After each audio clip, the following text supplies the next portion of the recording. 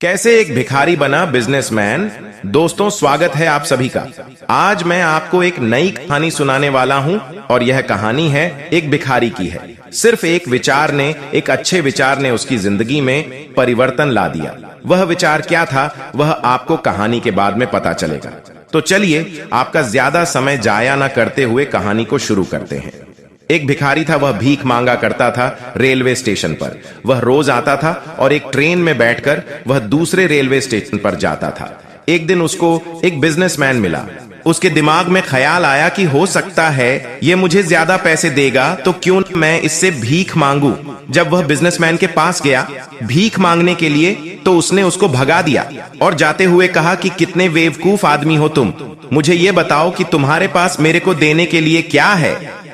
जब खुद तुम किसी को कुछ दे नहीं सकते तो मांगना छोड़ दो। दोस्तों, भिखारी के दिमाग में यह विचार कौंधा घर आने के बाद वह सोचने लगा कि मैं क्या दे सकता हूं लोगों को। तभी उसके दिमाग में ख्याल आया कि मैं आगे से लोगों को एक फूल दूंगा, छोटे छोटे फूल। जब भी वह लोगों से भीख मांगता और बदले में उनको फूल देता, लोग सोचते कि यह भी भिखारी कितना अच्छा है। पहली बार इस तरीके का भिखारी देखने को मिला है जो बदले में फूल देता है। अब दूसरी बार वही बिजनेसमैन उसको मिला, उसने उसको भीख मांगी उससे।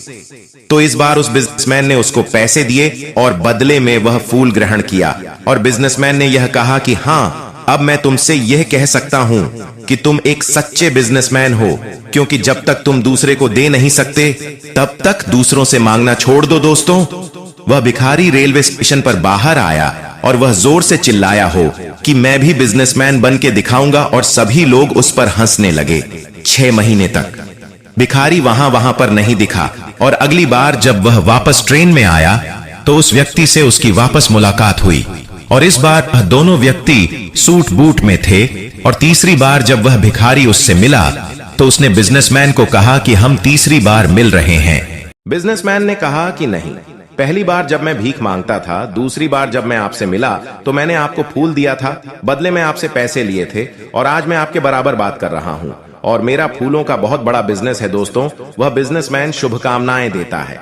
तो इस कहानी का मूल संदेश यही है कि एक विचार, अगर आप खुद को बदलना चाहते हो तो खुद को बदलने के लिए सिर्फ एक विचार पर्याप्त है। एक विचार आपकी जिंदगी में रौनक ला सकता है। और सबसे महत्वपूर्ण बात यह है कि जब तक जिंदगी में दूसरों को दे नहीं सकते तो किसी से मांगने की उम्मीद मत रखो। दोस्तों, आप अगर किसी से मांगते हो तो बदले में उसको भी कुछ दो। यह जिंदगी का उसूल है। मुझे उम्मीद है कि यह कहानी दोस्तों आप सभी को अच्छी लगी होगी। आपको यहाँ पर ढेर सारी कहानियां मिलेंगी। आशा करता हूँ कि आप मेरी कहानी को पढ़कर खुश होंगे और इससे आपको काफी कुछ जानने को मिला होगा। तो अगली कहानी में वापस आपसे मुलाकात होगी। तब तक लिए अपना ख्याल रखें, सुरक्षित रहे। इस कहानी को पढ़ने के लिए और अपना कीमती समय देने के लिए आपका शुक्रिया।